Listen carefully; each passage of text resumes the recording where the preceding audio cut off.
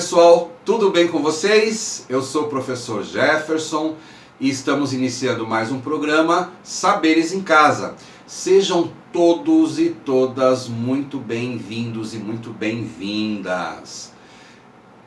No programa de hoje e durante todo o mês de março, nós vamos abordar um assunto de extrema importância, muito importante. Sabe qual é?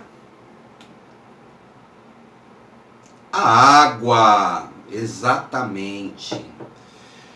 A água é extremamente importante para as nossas vidas e a gente vai descobrir essa importância durante todo este mês de março. Vamos começar visitando um pouco da história lá das primeiras civilizações. Vamos ver esse vídeo aí?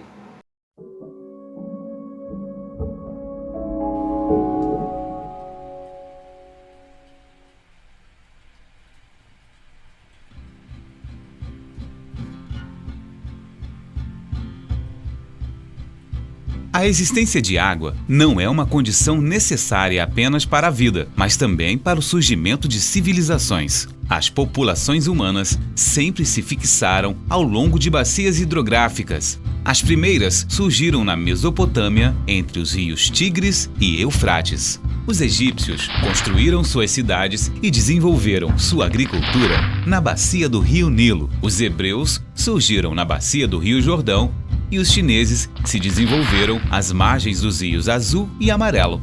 Atualmente, isso não é diferente. As maiores cidades do mundo estão sempre próximas de grandes bacias hidrográficas. A importância da água vai além do seu consumo humano. Ela é fundamental para a agricultura, geração de energia, atividades fabris, saneamento básico, entre tantas outras aplicações. Oi pessoal, tudo bem com vocês? Bom, eu sou a professora Priscila e eu vou dar continuidade ao programa de hoje. Mas no próximo programa, o professor Jefferson estará de volta. Combinado? Como ele falou no início do programa, a gente vai falar esse mês sobre a água, né? E vocês puderam perceber, com esse pequeno vídeo que vocês assistiram, que na história da humanidade, os rios desempenharam uma função elementar no surgimento das primeiras civilizações. Nessa região passavam importantes rotas comerciais e o solo era muito fértil devido às cheias dos rios Tigre e Eufrates. E por isso, os povos que ali chegavam iam se fixando e se apropriando das terras. E com o passar do tempo, eles passaram a necessitar de mais terra para plantar, devido ao crescimento da população. Esses rios que eu falei, eles eram muito bem utilizados pelos mesopotâmicos na época das cheias, porque eles utilizavam a água para a agricultura, para irrigar a terra e evitar os períodos de fome tão longos naquela época. E com o passar dos séculos, a agricultura foi se aperfeiçoando e foi se fazendo indispensável a construção de obras de irrigação que pudessem ampliar a possibilidade de produção de alimentos. Mas olha só, essa história de se organizar próximo aos rios não é só das civilizações antigas não, viu? Muitas das nossas cidades cresceram às custas dos seus rios. É verdade. Em todas as capitais brasileiras, incluindo São Paulo, os rios tiveram um papel muito importante no desenvolvimento urbano. Vocês conseguem perceber por que é tão importante cuidar da água?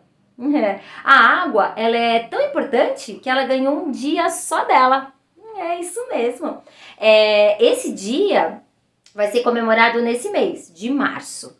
Vocês sabem que dia é esse? Que dia que a gente comemora o Dia da Água? Bom, esse dia é comemorado no dia 22 de março no mundo todo. Curiosidade legal essa, né? Pois é, e esse dia foi criado pela Assembleia Geral da Organização das Nações Unidas e teve o objetivo de alertar a população sobre a importância da preservação da água para a sobrevivência de todos os ecossistemas do planeta. Mas a gente não deve se preocupar com a água somente nessa data, não é verdade? Essa deve ser uma preocupação diária de todos nós. Todo dia a gente tem que se preocupar com a água. E isso fica claro no artigo 4º da Declaração dos Direitos da Água. Vamos acompanhar esse artigo? O equilíbrio e o futuro do nosso planeta dependem da preservação da água e dos seus ciclos.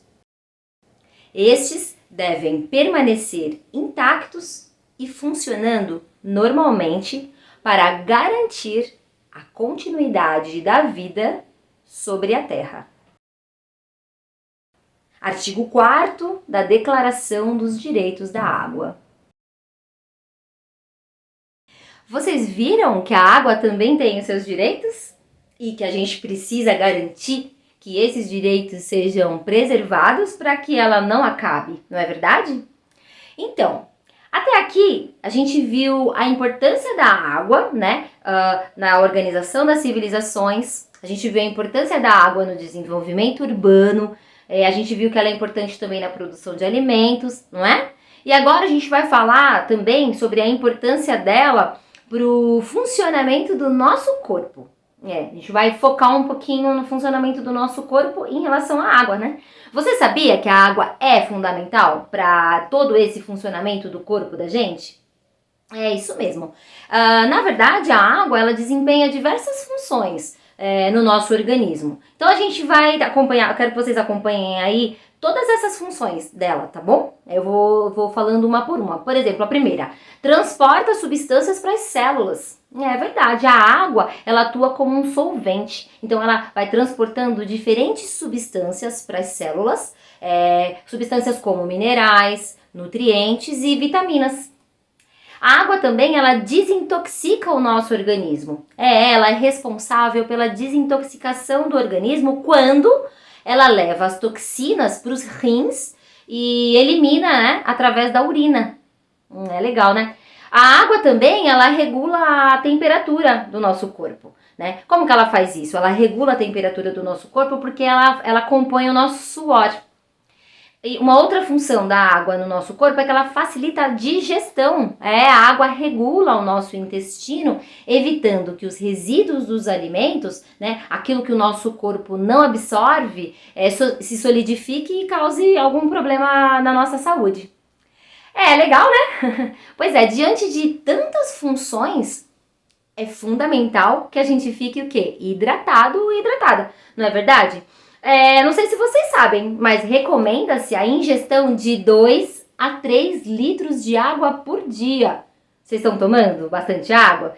Isso para que o nosso organismo funcione adequadamente e essa água ela pode ser retirada também de alimentos. Além da água, também alguns alimentos contêm, né, água.